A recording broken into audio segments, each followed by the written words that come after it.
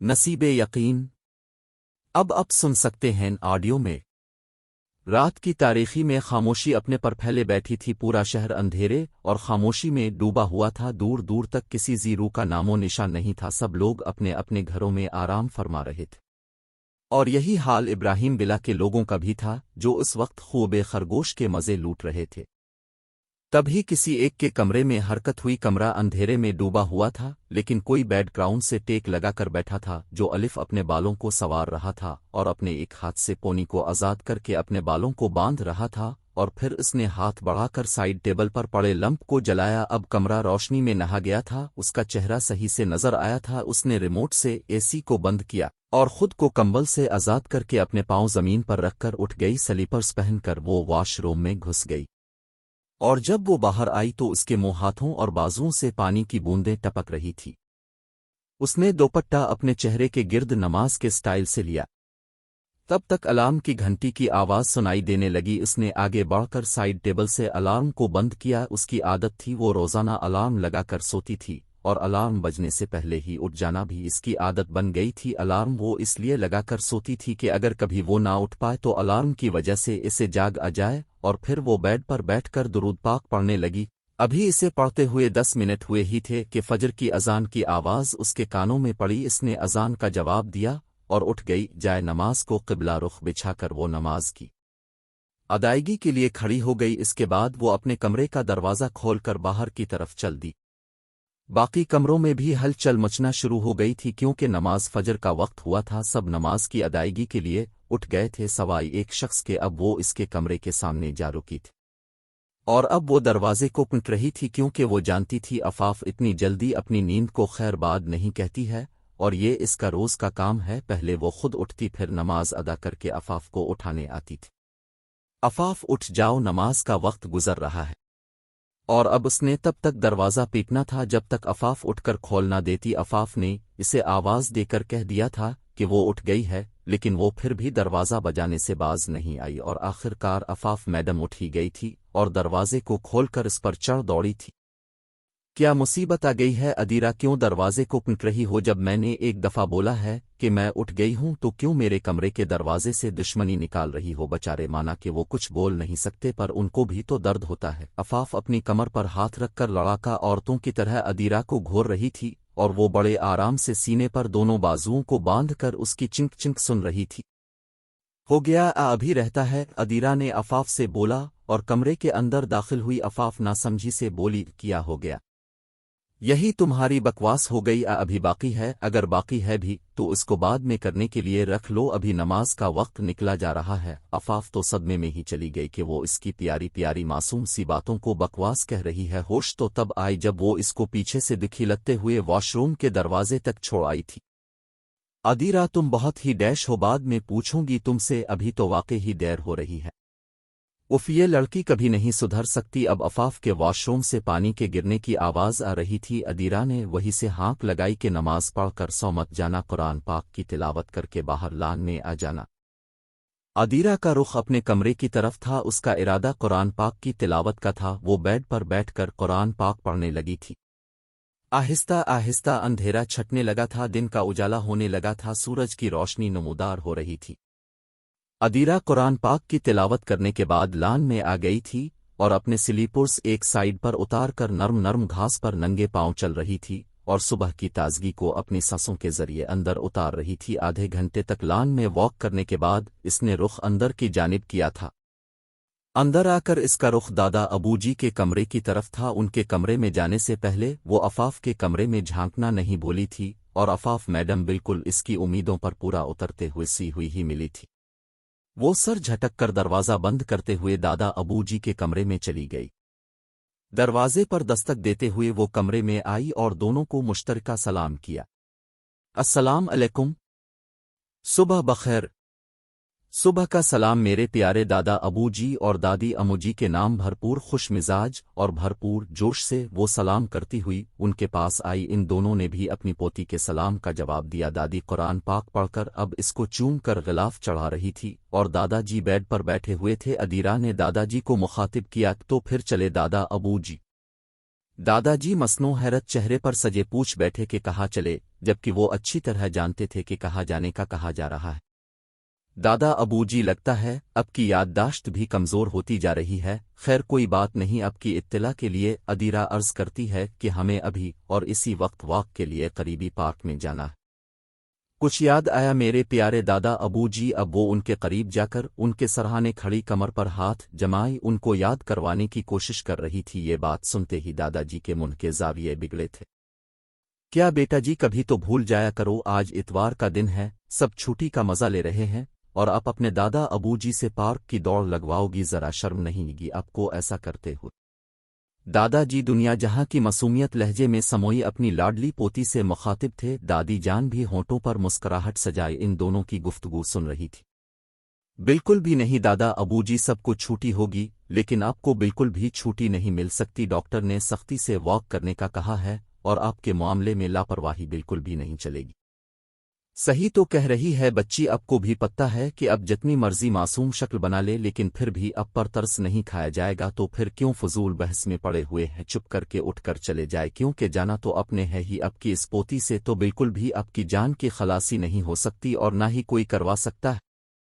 ये कहकर दादी जान ने कदम बाहर की जानिब बढ़ा दिए थे और पीछे से अदीरा की आवाज़ उनके कानों में पड़ी थी जो कह रही थी, देखा दादा अबूजी, मेरी दादी अमुजी कितनी समझदार है, कितनी जल्दी बात को समझ जाती है। अब भी उठी, शाबाश। दादी जान सर झटक कर और मुस्कुराते हुए वहां से चली गए। हाँ अब तो उठना ही पड़ना है। वो बेड से उठे थे और इधर उधर नजरें घुमा रहे थे, शायद कुछ ढूंढ रहे थे। दादा अबूजी क्या ढूंढ रहे हैं? बेटा अपनी छड़ी ढूंढ रहा हूं, पता नहीं कहाँ रख दी है तुम्हारी दादी ने, मैं देखती हूं आदेर ही होनी है। वैसे दादा अबूजी जब मैं हूं तो फिर आपको उन खोखले सहारों की क्या जरूरत है?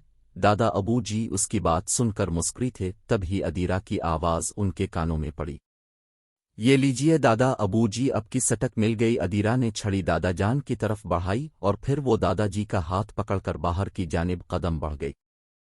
पार्क घर के बिल्कुल नजदीक था। 5 मिनट पैदल चलकर वो लोग पार्क पहुंच गए थे।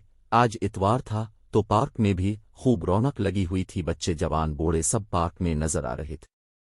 पार्क में आज बाकी दिनों की निस्बत काफी रौनक लगी हुई थी।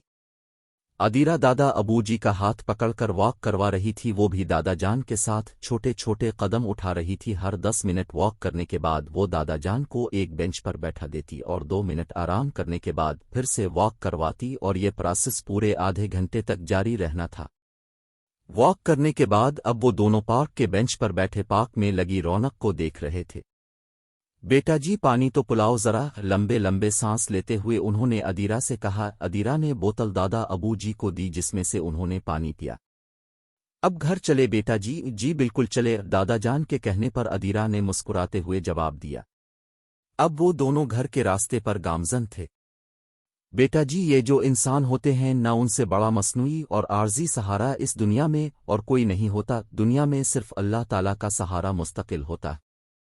इंसान सिर्फ चंद सांसों का मोहताज होता है और वो सांसें कब और कहाँ नून गुन्ना ख़त्म हो जाए कोई नहीं जानता सवाए अल्लाह के। जब भी मुसीबत में फंस जाओ तो सिर्फ अल्लाह के मुस्तकिल सहारे की तलब करना और वही मुस्तकिल और मजबूत सहारा ही तुम्हें थाम लेगा। और ये जो चीज़ें होती है ना बाज़ वक्त इंसानों से ज़्यादा साथ दे जाती हैं, उन चीज़ों की गारंटी दी जाती है कि ये चीज़ें कब तक आपके काम आ सकती हैं और कब ये नाकारा हो जाएगी। और जब वो नाकारा हो जाती हैं तब हम उन्हें फेंक देते हैं, क्योंकि हम जानते होते हैं कि अब ये हमारे किसी काम की नहीं।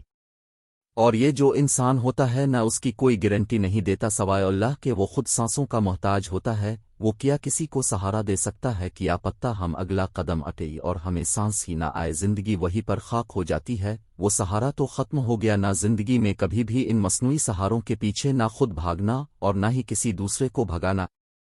बातें करते हुए घर भी आ गया था। अदीरा उनकी बात बहुत गौर से सुन रही थी। बात के आखिर में वो हल्का सा मुस्कुरी थे। वो भी दादा जान को देखकर मुस्कुराई थी। इसे अपनी खोखले सहारे वाली बात याद आई थी और फिर वो दोनों घर की दहलीज उबूर कर गए थे।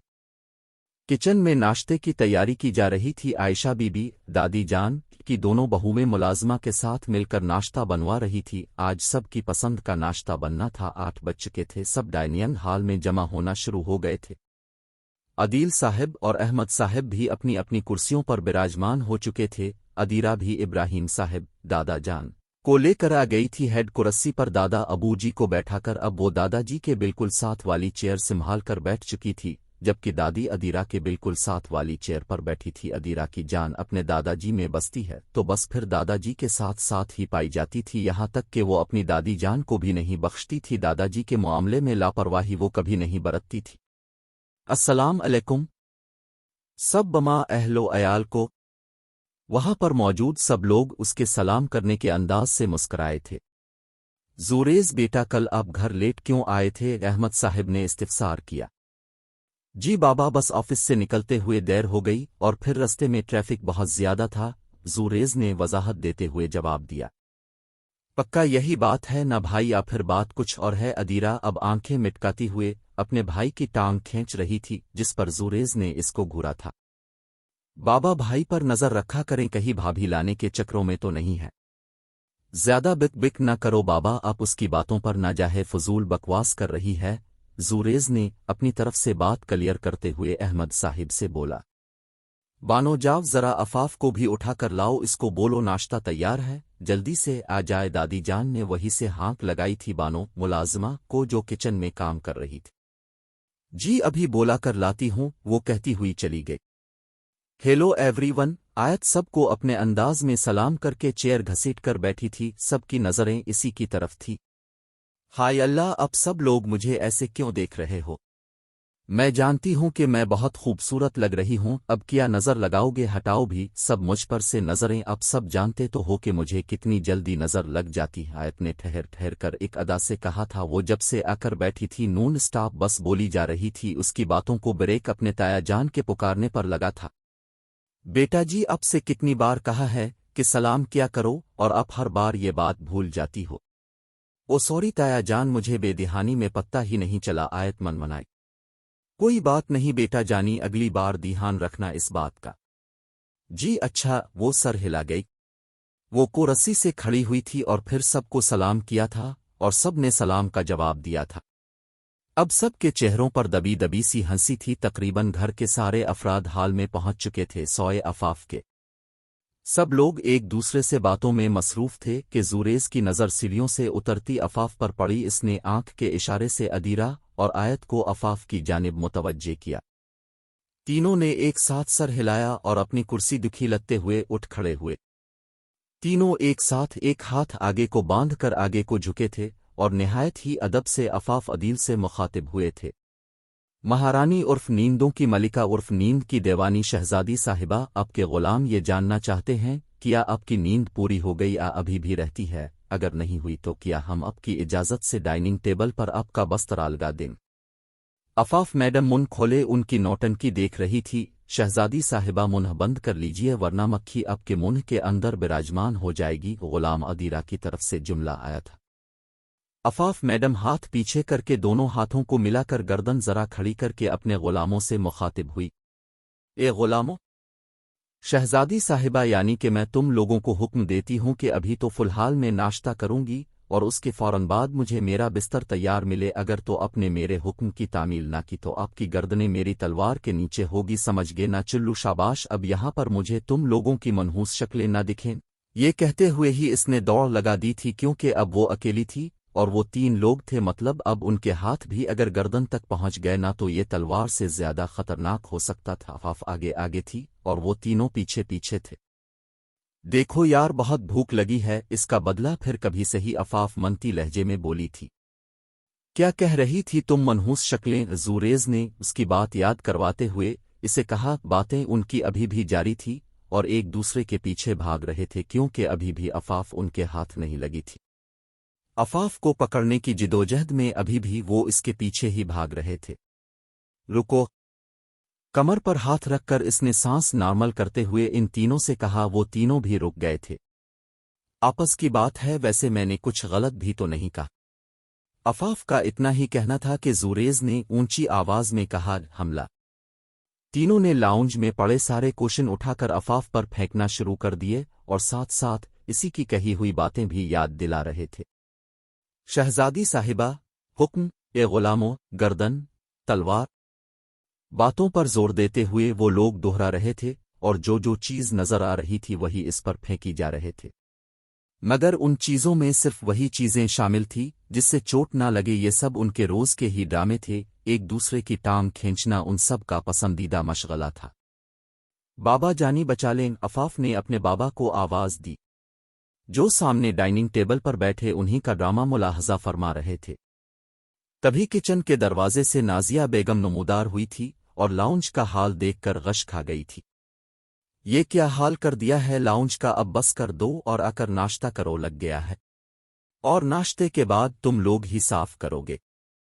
عدیرہ اور زوریز، مجھے اب لوگوں سے یہ امید نہیں تھی، انہوں نے ان کو غصے سے کہا۔ دونوں شرمندگی سے سر جھکا گئے تھے۔ جی بس آ گئے، آیت کی طرف سے جواب آیا تھا۔ ان چاروں کا ہی بھوک سے حال بے حال ہوا تھا، سب ناشتہ کرنے میں مصروف ہو گئے، ساتھ ساتھ ان کی نوک جھوک بھی جاری و ساری تھی۔ عدیل بیٹا، یہ غازیان کب آ رہا ہے؟ ابراہیم صاحب نے اپنے بیٹے سے پوچھا۔ جی بابا، میری بات ہوئی تھی، اس سے کہہ تو رہا تھا کہ 2 یا 3 دن تک آ جائے گا، یہ اس کا ٹرپ کچھ زیادہ ہی لمبا نہیں ہو گیا؟ جی بابا جان، اب صحیح کہہ رہے ہیں، عدیل صاحب نے ان کی بات کی تصدیق کی۔